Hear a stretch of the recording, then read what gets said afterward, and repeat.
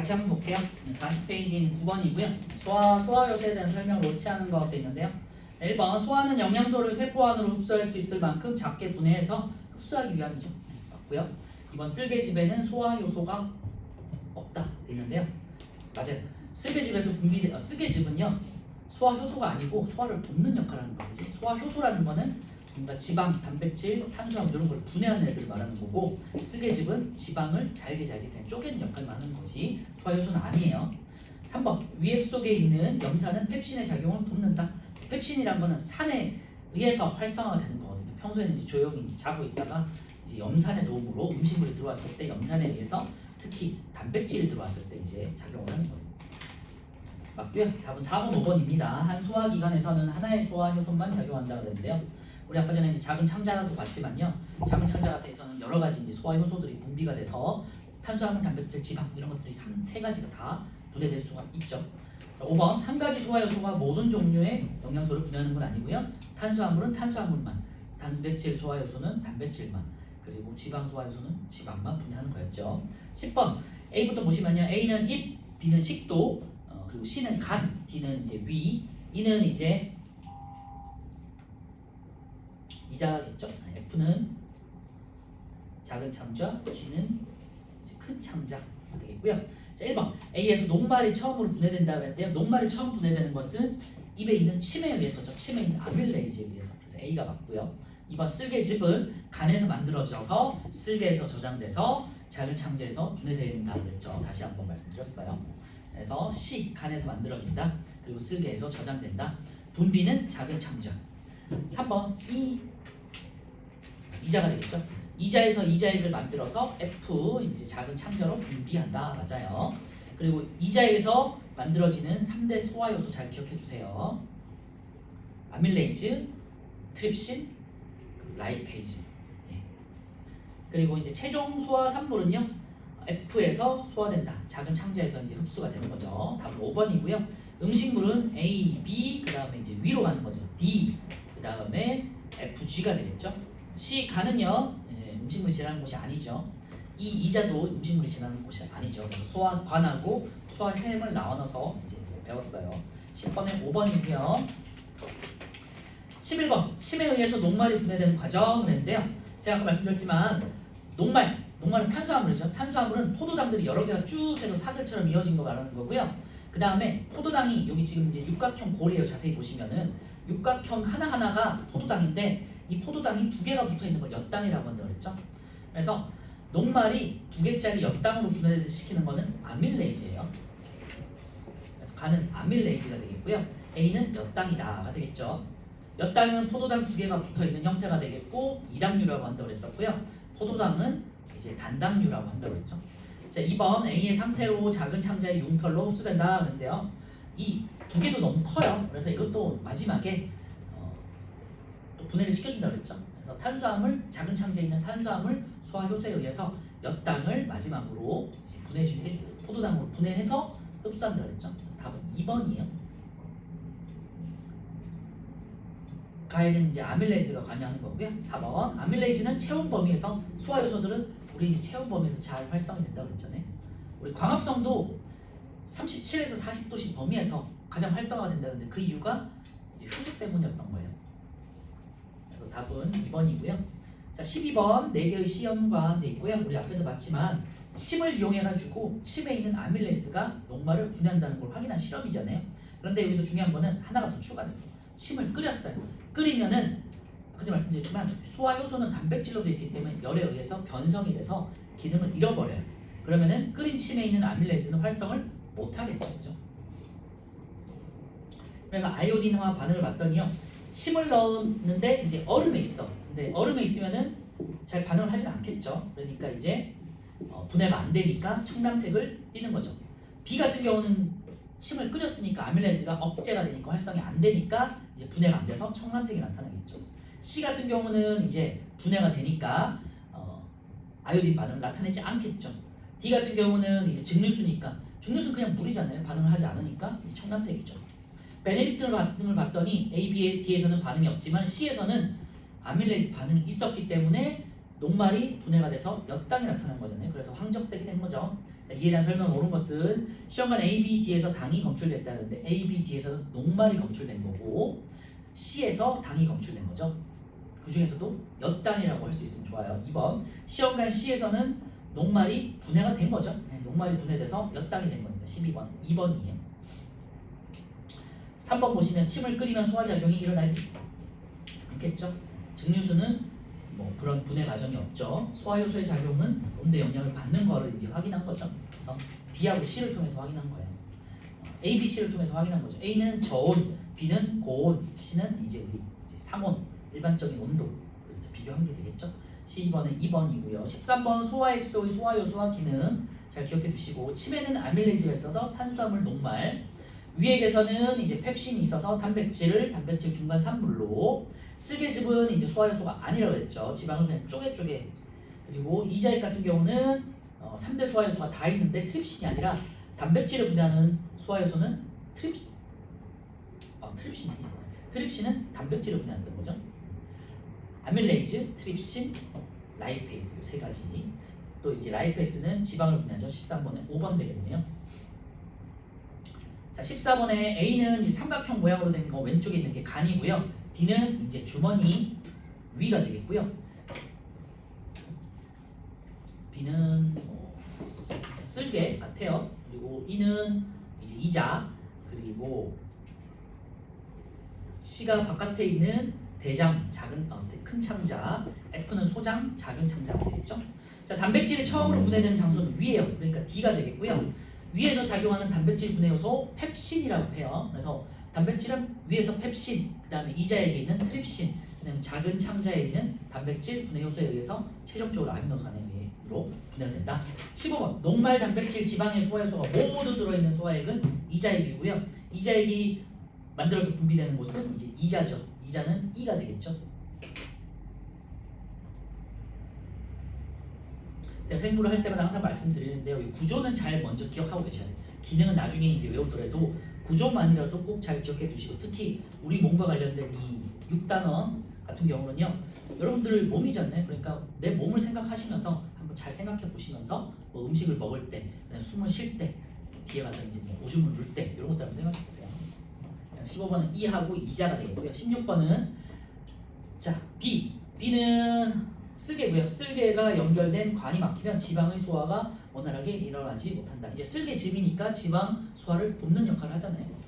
그래서 C에서는 C는 이제 대장 큰 창자가 되겠고요. 소화액이 분비되지 않고 소화를 직접적으로 하진 않고요. 물을 흡수해서 찌꺼기를 만든다. 그렇죠? 우리 몸은 되게 물이 중요하기 때문에 물을 최종적으로 짜내는 과정이라고 생각하시면 되고요. 음식물이 지나가고 남은 거를 이렇게 물 쥐어 짜가지고 남은 찌꺼기가 변이다. 생각하시면 돼요. 자, 3번 D는 이제 위가 되겠고요. 위에서 분비된 소화효소는 펩신이었죠. 단백질을 이제 분해하고 염산의 도움을 받았어요. 4번 E는 이제 이자였고요. 이자액에서 녹말 단백질 지방이 최종 분해가 아니라 이제 한번 분해를 시켜주는 거죠. 중간 분해. 그래서 4번이 되겠고요. 최종 분해되는 거는 이제 작은 창자를 이제 줄줄줄 돌면서 7m 되는 그 길이를 돌면서 마지막으로 작은 창자에 있는 소화효소들에 의해서 분해가 되는 거고 지방 같은 경우는 이제 라이페이즈, 이자액에 있는 라이페이즈에 의해서 분해가 되는 거예요. 자, 5번에 F는 작은 창자가 되겠고요. 엿당이 포도당으로 분해됩니다. 맞죠? 16번에 4번이고요. 17번 지방의 소화 과정에 대한 설명. 위에서 처음으로 분해되는 거 아니죠. 1번 틀렸고 라이페이즈, 이자액에 있는 라이페이즈가 지방을 분해해서 바로 이제 흡수할 수 있도록 하죠. 맞고요. 쓸개즙은 지방의 소화를 돕는 지방이 큰 방울방울을 쪼개는 역할을 한다고 했고 4번 침 속에는 지방의 소화효소가 없죠. 네. 탄수화물, 녹말의 소화효소는 아밀레이즈만 있다고 했어요. 침샘에, 침 속에. 그래서 1번하고 5번이에요. 5번 작은 창자의 소화효소에 의해서 최종 소화산물로 분해된다가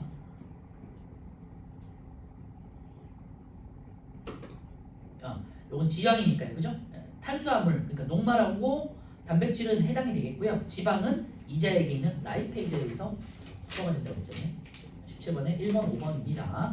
자, 18번 이제 요 그림 많이 나온다고 말씀드렸었고요. 이제 요거를 보실 때 오른쪽을 보시면은 최종 분해 산물이 포도당이잖아. 그러니까 간은 녹말이 되겠고요. 나 같은 경우는 최종 산물이 아미노산이잖아. 그러니까 나는 단백질인 거고요. 다는 최종 산물이 지방산과 모노글리세리드거든요. 그래서 지방산과 모노글리세리드니까 다는 지방이 되겠죠. 이런 식으로 지방 같은 경우는요, 큰 이제 큰 지방산에 거기 이제 다리처럼 모노글리세리드들이 이렇게 이제 나 있는 건데 그거를 잘게 쪼갰다 이렇게 생각하시면 돼요. 1번은 틀렸고 2번은 쓸개즙은 이제 지방의 소화를 돕는 거니까 다의 소화를 돕는다. 3번은요. 라는 모노글리세리드 답은 3번이 되겠네요. A는 아밀레이즈가 되겠고요. B는 펩신이 되겠죠. 그리고 C는 트립신이 되겠고요. D는 라이페이즈가 되겠네요. 그래서 이 소화 요소도 잘 외우셔야 돼요. 나중에 시험 때. C와 D는 작은 창자에서 만들어지는 게 아니라 이자에서 만들어지죠. 19번 영양소의 소화 흡수에 대한 설명을 옳은 것도 있는데요. 쓸개즙과 이자액은 이자에서 작용하는 게 아니라 작은 창자에서 작용한다. 최종 분해된 영양소는 큰 창자가 아니라 작은 창자에서 흡수된다. 이자액 속의 소화 요소에 의해서 엿당이 포도당으로 분해된 게 아니라 녹말이 엿당으로 분해된다. 4번 수용성 영양소는 융털에 있는 모세혈관. 모세혈관은 이제 물로 돼 있으니까 수용성, 물에 잘 녹는다는 뜻이거든요. 답은 5번이네요. 작은 창자의 안쪽 벽은 주름이 많고 수많은 융털이 있어서 표면적으로 확 넓게 만들어서 이제 소화를 돕는 역할을 원활하게 효율적으로 할 수 있도록 했죠. 20번은요. 이제 가운데 있는 기둥을 먼저 보시면 기둥이 A가 되겠고 암주간 기둥을 둘러싸고 있는 혈관들이 있죠. 이게 이제 모세혈관이에요. 그래서 모세혈관 B에는 수용성, 포도당, 아미노산, 무기염류 이런 애들이 흡수가 되는 거고요. A 암주간으로는 지방과 관련 애들, 지방산, 모노글리세리드 이런 애들이죠. 그래서 답은 20번에 3번이 틀렸어요. 지방산과 모노글리세리드 이런 애들은 A, 그리고 무기염류는 B가 되겠죠.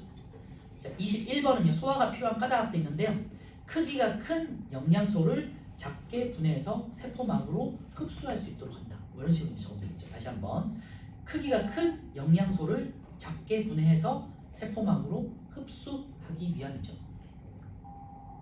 크기가 큰 영양소를 작게 분해해서 세포막으로 흡수하게 하기 위함이다. 자, 25번은요. 우리 아까 전에 봤던 그 실험이죠. 아이오딘과 칼륨 용액을 반응한다는 건 녹말 검출을 한다는 거고요. 베네딕트 용액을 본다는 거는 시약을 쓴다는 거는 엿당 검출을 보는 거죠. 그래서 녹말이 분해된 결과를 보는 거예요. 자, 아이오딘화 반응이 일어난 시험관과 색깔 변화가 있는데요.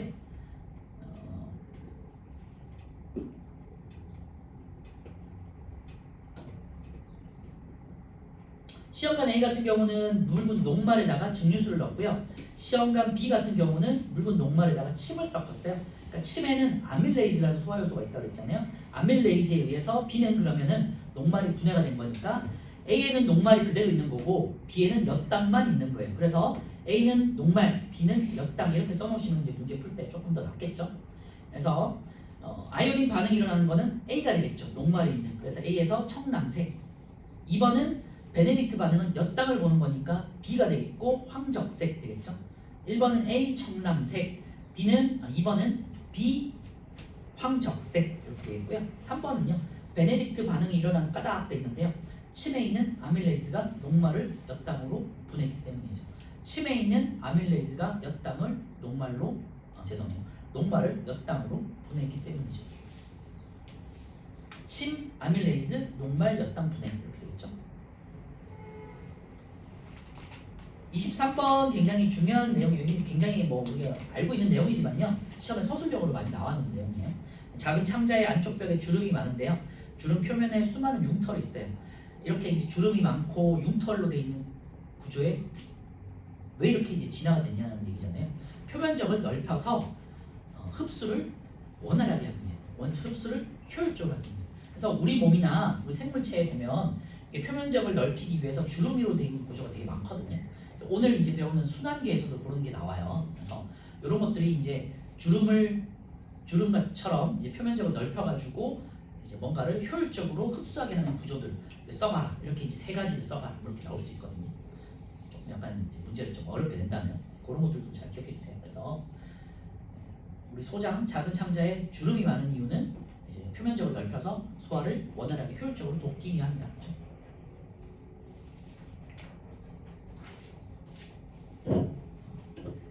자, 43페이지 이거 같이 한번 볼게요. 자, 이 표는 각각 한 가지 영양소가 들어있는 용액 A, B, C가 나와 있고요. 두 개씩 섞었다고 했어요. 그래서 일단은 위하고 아래를 보시면 B가 공통인 거예요. 그러니까 공통인 거를 먼저 찾아보시면요. 뷰렛 반응에서 보라색 있잖아요. 그러니까 B는 뷰렛 반응을 한 거니까 뷰렛 반응은 단백질이에요. 그죠? 다시 정리하면요. 아이오딘은 녹말 반응, 녹말 청람색, 베네딕트는요 이제 엿당이고 황적색, 뷰렛 반응은요 단백질이고 보라색, 수단 3는 지방이고 선홍색이 된다고 했잖아요. 그러면은 수단 3에 의해서 반응이 있는 게 딱 하나 있네요. C가 되겠죠. 그래서 C는 지방이에요. A는 아이오딘과 반응을 했으니까 녹말이죠. 그래서 A는 녹말, B는 보라색이니까 단백질, C는 지방. 이렇게 이제 써놓고 푸시면 돼요. 1번은 맞고요. 2번 A에 있는 영양소의 최종 소화 산물은 작은 창자에 있는 융털 암죽간이 아니라 A는 이제 녹말 포도당이니까요. 모세혈관이 되겠죠. 모세혈관으로 고치시면 되겠고 3, 4, 5는 다 맞아요. 3번 같은 경우는 이제 B는 이제 단백질이었고요. 단백질 최종 소화 산물은 아미노산이다. 4. 아미노산은 작은 창자 융털 모세혈관으로 흡수된다. 그죠? 5. 그 다음에 지방에 있는 영양소는 라이페이즈에 의해서 지방산과 모노글리세리드에 의해서 분해된다. 맞죠? 2번 치매 작용을 알아보기 위한 실험이에요. 자, A는요 녹말과 증류수, 그러니까 뭐 특별히 뭐 분해되는 거 없으니까 아이오딘화 칼륨 용액을 떨어뜨리면은 반응이 있겠죠. 청람색으로 반응이 있어요. A는 청람색 이렇게 써놓으시고, B는요 녹말과 침, 얘는 분해가 됐으니까 아밀레이즈에서 분해가 됐으니까 청람색이 나타나지 않겠죠. 그래서 그냥 X 이렇게 해놓으시면 되겠죠. C는요 달걀 흰자니까 단백질이에요. 달걀 흰자에다가 뷰렛 용액을 떨어뜨리면요 당연히 보라색이 나타나겠죠. 그래서 C는 보라색. D는요 침을 섞었네. 침에는 근데 단백질 분해 요소가 없잖아요. 그치? 그러니까 얘도 변화가 분해가 안 되니까 당연히 보라색 이렇게 쓰시면 되겠죠. 그래서 A는 청람색, B는 변화 없고요. C와 D는 보라색 이렇게 쓰시면 되죠. 자, 1번 시험관 A와 C는 청람색 아니고, 2번 시험관 B와 D에서 침의 소화작용이 일어난다고 했는데요. B에서만 소화작용이 일어난 거죠. 3번 시험관 B의 녹말은 엿당으로 분해가 된 거죠. 네. 그래서 이거는 이제 베네딕트 반응을 통해서 황적색이 나타나는지를 봐야겠죠. 그래서 2번에 3번이고요. 우리 앞에서도 봤지만 이 녹말과 침을 섞는 실험이 굉장히 많이 나오거든요. 그래서 이 실험 잘 기억해 주시고, 제가 뭐 앞에서 이제 광합성, 5단은 광합성에서도 말씀드렸지만 생물에서는 실험이 되게 많이 나와요. 실험을 결과와 과정을 잘 기억해 주시고, 우리 왜 이 실험을 하는 건지, 그리고 시약들은 왜 쓰는 건지 이런 것들 잘 기억해 주셔야 돼요. 3번하고 4번 한번 풀어볼게요.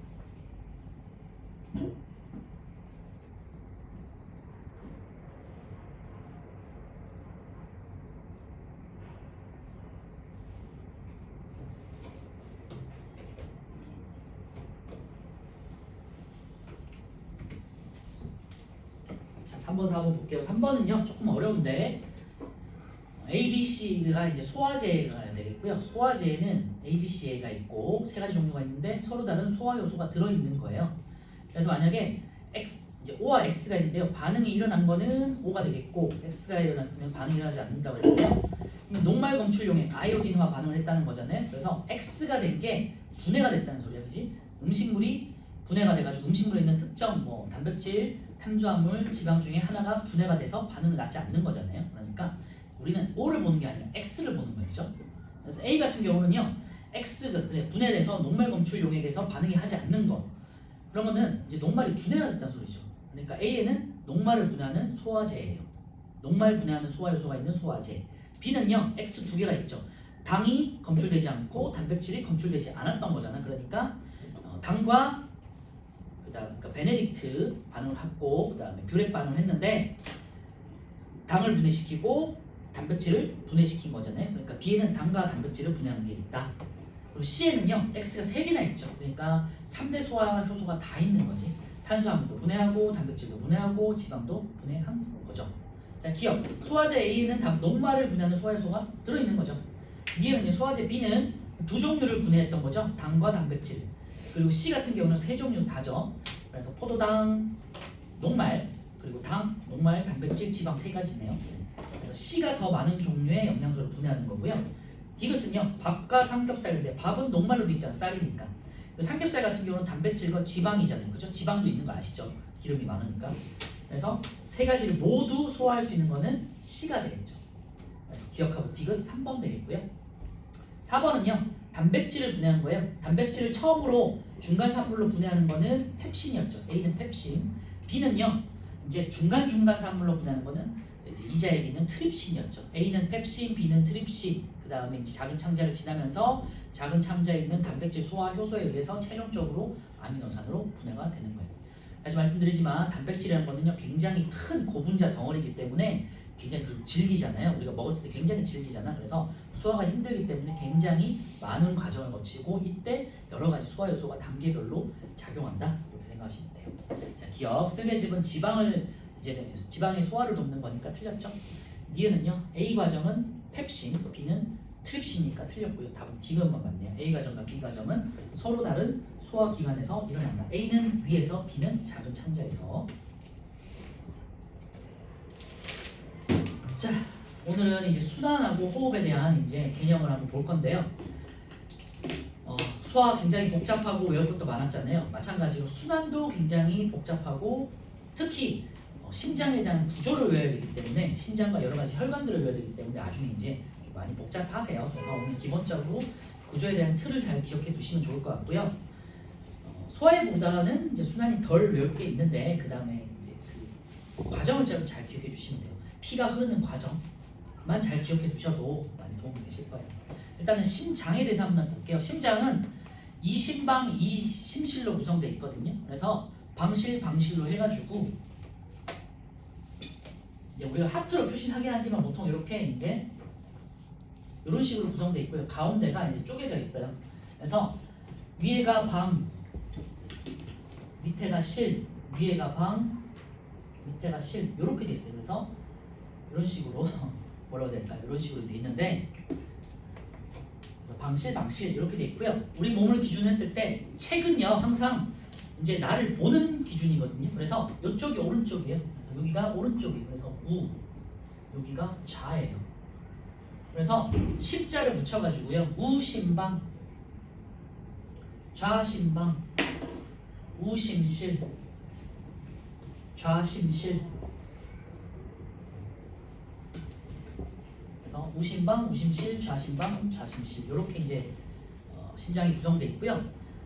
나를 보는 거예요. 책이 나를 본다고 생각하시면 되고 책이 이제 앞면이 나오는 거기 때문에 뒷면이 나오는 건 아니잖아요. 얼굴면이 나오는 거잖아요. 그래서 우심방, 우심실, 좌심방, 좌심실. 그래서 방실, 방실 이렇게 기억해 주시면 되고 우리 심장은 이심방, 이심실로 돼 있어요.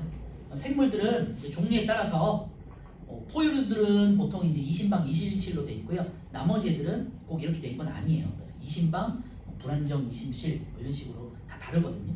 우리는 이제 근데 포유류, 우리 사람을 기억하시면 될 것 같고 이심방, 이심실 이렇게 돼 있고요. 요 방실 사이에 피가 역류하지 않도록 이렇게 판막이라는 게 있어요. 그래서 심장에 대한 기본 구조를 잘 기억해 주세요. 그리고 심실에서 이렇게 피가 빠져나가는 곳을 우리가 동맥이라고 해요. 심실에서 피가 빠져나가는 곳. 그러니까 심장에서 피가 빠져나가는 곳이고 심실과 연결된 곳을 동맥이라고 해요. 이 기본 구조 잘 기억해 두시고 심방으로 피가 들어가는 곳을 우리가 정맥이라고 해요. 그럼 여기도 좌심방이니까 피가 들어오는 정맥이 있겠죠. 심실에서는 피가 나가는 또 동맥이 있겠죠.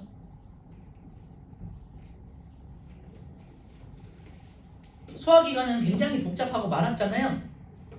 우리 순환기관은요, 순환계 같은 경우는요, 심장하고 혈관밖에 없어요. 그러니까 심장 구조를 잘 기억해 주셔야 돼요. 그지? 그래서 오늘은 심장 구조 잘 기억해 두시고, 그 다음에 혈관 세 가지, 동맥, 그리고 정맥, 그리고 동맥과 정맥을 이어주는 모세혈관, 이 세 가지를 기억하시는 거예요. 알겠죠? 다시 한번 정리하면요, 이렇게 방실로 돼 있고, 오른쪽이 우심방, 왼쪽이 이제 자심실이에요. 그 사이사이 판막이 있는데, 또 판막이 또 한 군데가 더 있어요. 심실에서 동맥 쪽으로 나갈 때 판막이 하나 더 있어요. 이렇게. 그리고 우심실에서 나갈 때 판막이 이렇게 하나 더 있어요. 그래서 판막이 심장에 4개가 있어요. 그래서 기본 구조 잘 기억해 두세요. 이심방, 이심실로 돼 있고, 그 다음에 판막이 4개인데 방실 사이에 하나씩 있고, 그래서 2개죠. 그 다음에 심실하고 동맥 사이에 2개가 있어서 4개. 아시겠죠? 그런데 이 판막은 나중에 이제 정맥에도 또 따로 있거든요. 그러니까 오늘 정맥 할 때 따로 말씀드릴게요. 이 판막의 구조는요, 피가 한번 빡 뿜어내서 나갔잖아. 그러면은 문을 닫아. 그래서 피가 역류하는 걸 방지하는 거예요. 피가 다시 거꾸로 가면 안 되잖아. 그지? 그래서 판막의 역할은요, 문이에요. 문. 피가 나가고 문을 닫아서 더 이상 역류하지 못하도록 하는 역할을 하는 거예요. 아시겠죠? 거꾸로 오는 것을 방지하는 역할이다라고 생각하시면 될 것 같고요. 그러면은 이제 여기 이제 동맥들이 이렇게 2개가 있는데 우심실에서는요, 이렇게 연결돼가지고 폐로 가요. 여기 폐가 있어. 그래서 여기를 폐와 연결돼 있다 해서 폐동맥이에요. 그리고 이렇게 폐에서 다시 자심방으로 갈 때를 폐정맥이라고 해요. 그런데 이제 우리 여러분들 기본적으로 폐라고 알고 있잖아요. 당연히 알고 있잖아. 그런데 이번 교육과정에서는 우리말로 바뀌면서 뭐 많이 들어보셨을 텐데 허파라고 바뀌었어요. 그래서 뭐 둘 다 써도 상관없겠지만 공식적인 용어는 이제 허파가 된 거. 원래는 이제 그 전까지는 폐였고요. 보통 사람한테는 폐를 쓰고 동물한테는 허파를 썼거든요. 그래서 우리 그 순대 먹을 때 간하고 허파 주세요 그러지 간하고 폐 주세요 하진 않잖아요. 그래서 보통 동물한테 말할 때는 허파를 쓰고 사람한테는 폐를 썼는데 이제는 그냥 허파가 된 거야. 알겠죠? 그래서 이게 한글이래요. 허파가. 폐는 이제 한자어. 그러면 이제 허파정맥, 허파동맥이 되는데 그런 건 아니고 폐동맥, 폐정맥으로 돼 있어요. 그럼 참고해 주시고, 그 다음에 여기 있는 그러면 심실에서 나가는 동맥은 뭐냐? 얘는 온몸을 도는 가장 중요한 동맥이에요. 그래서 대동맥이에요. 그리고 얘는 이제 온몸을 돌고 이렇게 돌고 그 다음에 다시 들어오잖아요. 그래서 대정맥이에요. 그래서 피는요, 폐에서 산소를 받아가지고 쭉 돌아서 대동맥을 통해 가지고 온몸으로 쭉 뿜은 다음에 온몸에다가 산소를 전해주고 다시 대정맥을 통해서 우심방으로 들어와요. 그래서 우심방, 우심실을 거쳐서 다시 폐동맥으로 가가지고 폐를 거쳐서 산소를 받고 이제 자심방, 자심실을 거쳐서 대동맥으로 가고 이걸 계속해서 순환을 하는 거예요.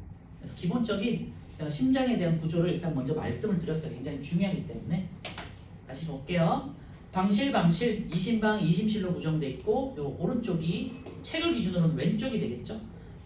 그래서 우심방, 우심실, 자심방, 자심실로 되어 있고요. 심실과 연결돼서 피가 나가는 곳이 동맥이에요. 심방과 연결돼서 피가 들어오는 곳이 심방이에요. 그러면은 심실에서 나가는 동맥 그리고 우심실에서 나가는 동맥 2개가 있겠지. 심방으로 들어오는 정맥이 또 2개가 있겠지, 그렇지? 그래서 폐랑 연결되는 곳은 폐동맥. 그리고 들어오는 곳에는 폐정맥이 되겠죠. 그리고 나가는 곳은 대동맥. 그래서 심실에서 나가서 대동맥 돌고 대정맥을 통해서 우심방으로 들어오는 거고 판막 4개가 있다 그랬지. 방실 사이에 하나, 그 다음에 심실하고 동맥 사이에 하나씩 해서 총 4개가 있어요. 아시겠죠? 네. 일단은 가장 중요한 구조부터 말씀드렸어요. 그럼 책에 있는 이제 순환계를 한번 볼게요. 자, 두 번째 순환 44페이지고요. 순환계, 물질을 운반하는 기능을 담당한다고 그랬는데요. 물질을 운반하는 기능이 있는데요. 크게 물질에는 우리 몸을 이제 돌 때 혈액에는요 산소가 돌겠죠. 그 다음에 이산화탄소가 공급이 되겠죠. 공급은 아니고 산소와 이산화탄소를 교환하는 거지. 산소를 전해주고 이제 남은 이산화탄소를 받아들이는 거죠. 그 다음에 영양소를 우리가 세포한테 또 전달해 줘야겠죠. 이 영양소에는 여러 가지 포도당도 있고 무기염료도 있고 다 아미노산 이런 것도 있죠. 그 다음에 또 뭐가 노폐물. 세포가 산소를 쓰고 호흡을 통해 가지고 이산화탄소와 노폐물이 생기겠죠. 그래서 이런 것들을 이제 교환하는 거지. 그래서 산소, 이산화탄소 같은 기체와 영양소와 노폐물 같은 것들을 운반하는 기능을 하는 게 순환계예요. 순환계는 심장과 혈관으로 구성되어 있고요.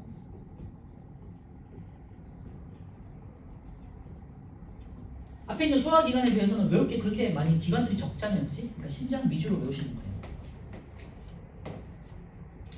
그리고 심장 같은 경우는 아까 말씀드렸지만 이심방, 이심실이고 판막 4개예요. 그래서 그거를 한번 옆에다가 좀 써놓으시면 좋을 것 같아요. 이심방, 이심실이고 판막 4개로 있다. 심장. 판막의 구조도 이제 학교에서 조금 이제 좀 약간 지역적으로 내는 학교 같은 경우는 선생님들 같은 경우는 판막의 위치까지도 이제 확인할 수 있거든요. 그래서 판막의 위치는 방과 실 사이, 방실 사이랑 심실과 동맥 사이. 아시겠죠? 그래서 4개가 있는 거야. 그리고 추가로 밑에서 하겠지만 정맥에도 판막들이 따로 있어요. 요건 이제 심장만 말씀드립니다. 심장만. 자, 심방 보시면요. 심방은 혈액을 받아들인다고 그랬죠. 혈액이 들어오는 곳이에요. 혈액이 들어오는 곳. 그래서 정맥과 연결돼 있어요. 그래서 그냥 밑줄에 해오시면 될 것 같아요. 심방은 혈액을 받아들이는 곳. 심실은요. 혈액이 나가는 곳이에요. 그래서 동맥과 연결돼 있어요.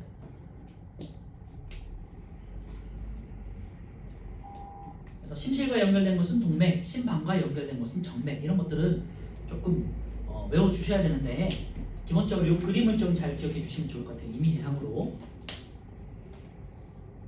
심실은요. 혈액을 내보내는 건 밑줄에 놓으시고요. 뭐 심장이 다 중요하겠지만요. 가장 중요한 곳은 심실이에요. 더 중요한 것들. 왜냐면은 심장을 뿜어야 되기 때문에. 그지? 그래서 화살표 옆에 보시면 심방보다 두껍고 탄력성이 강한 근육으로 되어 있다. 근데 밑줄에 놓으시고요. 강하게 수축해서 혈액을 내보낸다. 됐죠? 그래서 실질적으로 심장 같은 심장이지만 근육이 이렇게 심방들보다는요. 심실들이 근육이 조금 더 두꺼워요. 특히 그 중에서도 우심실보다는 자심실이 근육이 더 두꺼워. 그래서 여기가 조금 더 두껍게 돼 있어요. 왜냐면은 온몸으로 혈액을 뿜어야 되잖아. 그치? 그러니까 강하게 뿜어줘야 되잖아. 잘못하면 이게 찢어지면 안 되기 때문에 두꺼운 근육으로 돼 있어요. 심실들은 기본적으로 심방보다 더 두꺼운데 좌심실이 가장 두껍다. 왜? 온몸으로 피를 펌핑해서 뿜어야 되기 때문에. 아셨죠? 짜줘야 되잖아요. 이렇게. 그래서 동맥도요.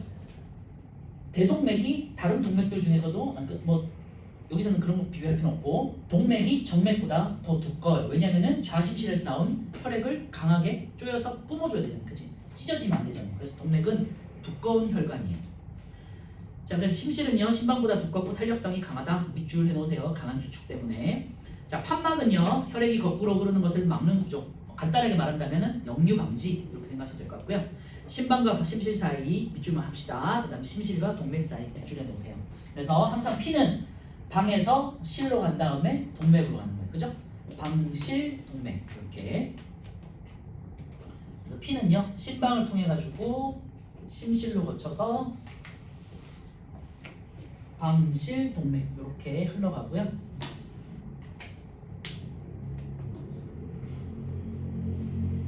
일방량이라는 거 잘 기억해 주세요. 한방량으로. 밑에 이제 구조 별표해 놓으시고 꼭 기억해 두시면 좋을 것 같아요. 지금 조금 이제 복잡하잖아요. 그래서 조금 머릿속에는 이렇게 간단하게 좀 기억해 주시면 좋을 것 같고 팔자 모양 두 개로 해가지고 방실 이렇게 해서 기억해 주세요. 혈관들을 잘 기억해 주셔야 되는데요. 일단 제일 위쪽에 있는 대정맥부터 볼게요. 우심방 쪽에다 보시면요. 온몸을 지나온 혈액을 받아들이고 대정맥과 연결됩니다. 그래서 대정맥에서 우심방 쪽으로 들어온 거야. 우심방을 통해 가지고 우심실로 갔겠죠, 그죠? 그래서 밑에 있는 우심방, 우심실 왼쪽에 있는 거 보시면요, 폐로 혈액을 보내보는 데 있고 폐동맥과 연결된다 그랬죠? 우심실은 폐동맥과 연결돼서 폐로 혈액이 갔어요, 그죠? 요거를 이제 허파순환이라고 하는데 뒤에서 할게요. 그리고 그 다음에 오른쪽 제일 위쪽을 보시면요, 좌심방 있죠. 그래서 좌심방으로 폐를 통해 가지고 폐정맥 좌심방으로 들어왔죠. 폐정맥과 연결됐고요. 그 다음에 이제 좌심실로 간 다음에 오른쪽 아래에 온몸으로 혈액을 내보낸다. 근육이 가장 두껍다. 밑줄에 놓으시고요. 그 다음에 대동맥과 연결된다. 요거를 이제 온몸 순환이라고 하는데요. 요 뒤에 가서 할게요. 폐로 순환하는 거를 허파 순환. 그 다음에 이제 대동맥을 통해 가지고 온몸으로 이제 순환하는 걸 온몸 순환이라고 해요. 그리고 밑에 넘어가기 전에 플러스 강의 오른쪽에 2번 심장 박동 한번 보시면요. 심장은 규칙적인 수축과 이완 운동을 심장 박동이라고 한다고 하는데요. 심장은 자동성이 있어요. 자동성이라는 건요, 스스로 뛰는 거거든요. 우리가 심장을 누군가가 의지로 이렇게 막 하는 거 아니잖아요. 쥐어짜는 거 아니잖아요. 심장은요, 저절로 뛰는 거고요. 전기적인 자극에 저절로 뛰는 거라서 심장을 떼가지고요, 이제 어떤 이제 뭐 영양이 공급되는 물 같은 데다가 증류수 영양을 공급시켜주는 생리 식염수 이런 데다가 해놓으면요, 심장이 저절로 계속해서 뛰어요. 그래서 심장 이식 가능한 거 들어보셨을 거예요. 심장 이식을 살아있는 사람에서 이제 죽기 직전에 딱 떼가지고 다른 이제 심장이 아픈 사람한테 이제 교환을 할 수 있거든요. 그 이유가 심장은 스스로 뛸 수 있는 자동성이 있기 때문이다. 그래서 심장은 스스로 뛰고 규칙적인 수축과 이완을 통해 가지고요. 수축이라면 쥐어짜고 풀어나고, 쥐어짜고 늘어지고, 쥐어짜고 이완되고 이렇게 하면서 피를 계속해서 뿜어내는 거예요. 알겠죠? 그리고 심장 박동 같은 경우는요, 1분에 이거는 그냥 참고만 하시면 돼요. 심장 박동은요,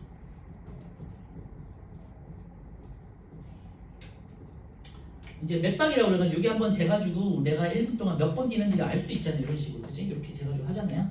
1분에 보통 72회 정도 평균, 사람마다 조금씩 달라요. 심장이 더 많이 잘 뛰는 사람도 있고 적게 뛰는 사람도 있고, 그래서 보통 1분당 72회 정도 뛴다고 하고요. 1회당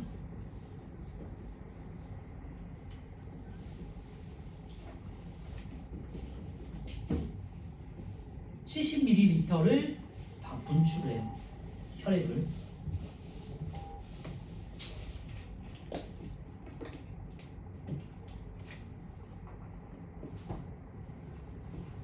그러니까 1분당 72니까 1초 초당 1회보다 더 많이 뛰는 거잖아요. 굉장히 빠르게 뛰는 거고, 이제 피도 70ml씩 계속해서 뿜어요. 그래서 굉장히 많은 혈액을 내 몸속으로 이제 퍼뜨리고 있다. 이렇게 생각해 주시면 될 것 같아요. 밑에 3번 보시면요, 심장 박동의 원리는요, 심방과 심실이 이제 수축했다가 이완되면서 이제 심방과 심실이 이완이라는 건 늘어난다는 거죠. 늘어나면서 이제 혈액이 이제 들어와요. 심방으로 들어오고, 그럼 심실로 지나간 다음에 심방이 수축해요. 심방이 수축해서 심실로 갔죠. 그래서 심실이 다시 수축하면서 이제 이렇게 이동하는 게 되겠죠. 그래서 심방 수축, 심실 수축, 그 다음에 다시 이완되면서 수축과 이완을 반복하면서 피가 들어왔다가 나갔다가 들어왔다가 나갔다 하고, 역류하는 걸 방지하기 위해서 중간중간에 판막이라는 게 있다. 아시겠죠?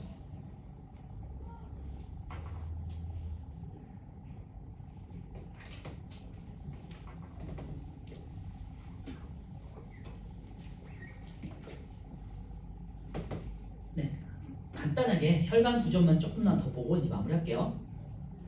밑에 이제 3번 혈관 보시면요, 혈관은 크게 세 가지로 나눠요. 동맥, 모세혈관, 정맥으로 나누죠. 그래서 피가 대동맥으로 해서 뿜어 나갔잖아요. 그러면 동맥을 통해 가지고 우선 이제 조직으로 가면요, 모세혈관이라고 해가지고 혈관들이 가늘게 퍼져 있는 혈관들이 있어요. 이제 그물처럼 퍼져 있어. 그리고 다시 이제 정맥으로 가요.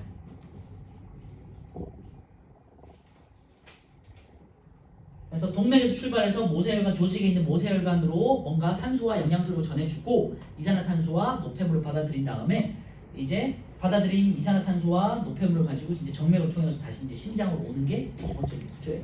그래서 밑에 보시면요, 동맥하고 모세혈관과 정맥이 있는데 가운데가 이제 모세혈관 그물처럼 돼 있죠. 그리고요, 동맥하고 정맥이 굉장히 두꺼워서 어떻게 구분하기 힘들잖아요. 그럴 때 이제 오른쪽에 정맥을 보시면요, 판막이라고 해가지고 막이 또 하나 있죠. 문이 또 하나 있지, 그렇지? 그래서 가운데 모세혈관은 뭐 누구든지 볼 수 있겠지만 동맥과 정맥을 구분하는 기준은 가운데 있는 판막이에요. 그래서 판막에다가 동그라미 해놓으세요. 동맥은 어차피 심장에서 뿜어져 나오는 거기 때문에 피가 한쪽으로 이렇게 가는 거잖아.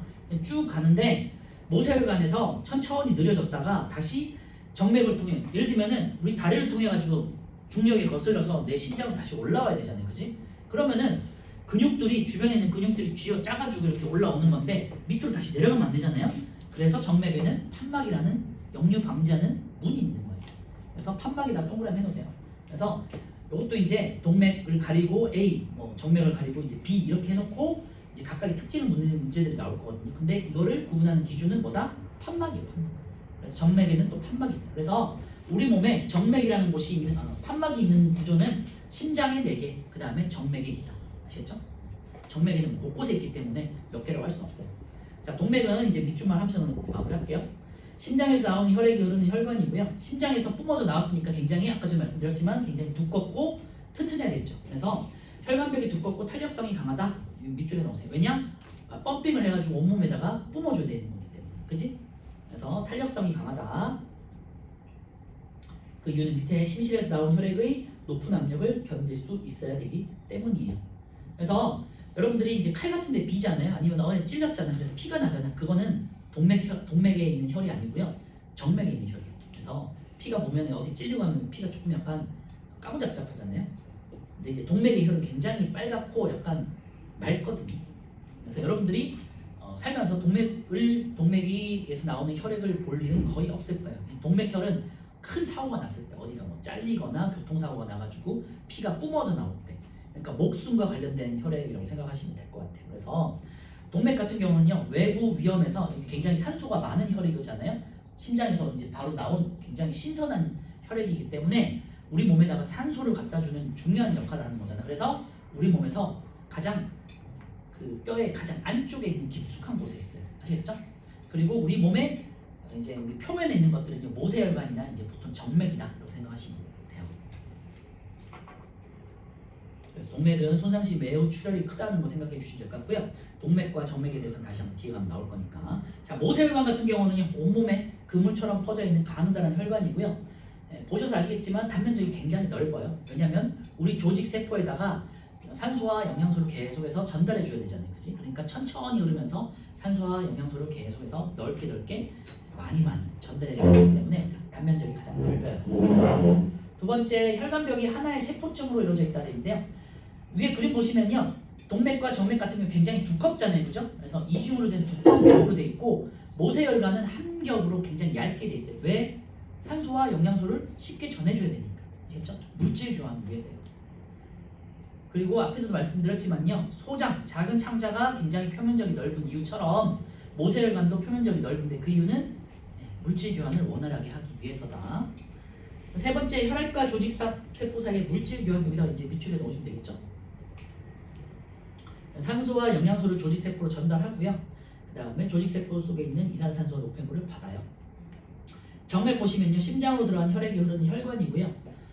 혈관벽이 동맥보다 얇고 탄력성이 약하다는데 밑줄에 놓으시고요. 얘는요, 정맥은 혈액을 잘 저장해야 되거든요. 그래서 이거 잘 늘어났다가 이제 근육에 의해서 이렇게 위쪽으로 올려야 되잖아요. 그래서 잘 늘어나요. 그래서 혈액을 저장하면서 잘 늘어나는 성질이 있어야 돼요. 그래서 정맥 같은 경우는요, 옆에다가 이렇게 잘 써 놓으세요. 잘 늘어나는 성질. 왜냐면 혈액을 저장시켜서 계속해서 올려야 되잖아요, 그치?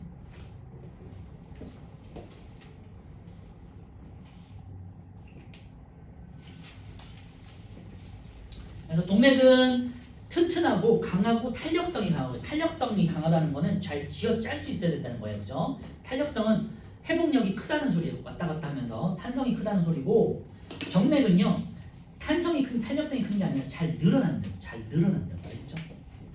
다른 거예요. 그래서 탄력성은 약하고 잘 늘어나는 성질. 그리고 판막이 있다. 그래서 판막에다가 동그라미 해놓으시면 되고 왜? 역류 방지 됐죠? 그러면은 정맥은요 어떻게 올라간다? 스스로 혈액이 이제 쥐어짜지는 건 아니잖아요. 그래서 주변 근육의 수축과 이완으로 해서 우리가 만약에 운동하면서 수축하고 이완하잖아요. 그래서 주변 근육의 도움으로 혈액이 이렇게 심장으로 올라오는 거예요. 오른쪽에 있는 혈관의 특징 비교는 좀 쉬었다가 이제 여기서부터 이제 혈액으로 넘어갈게요. 지금 쉬었다가 있습니다.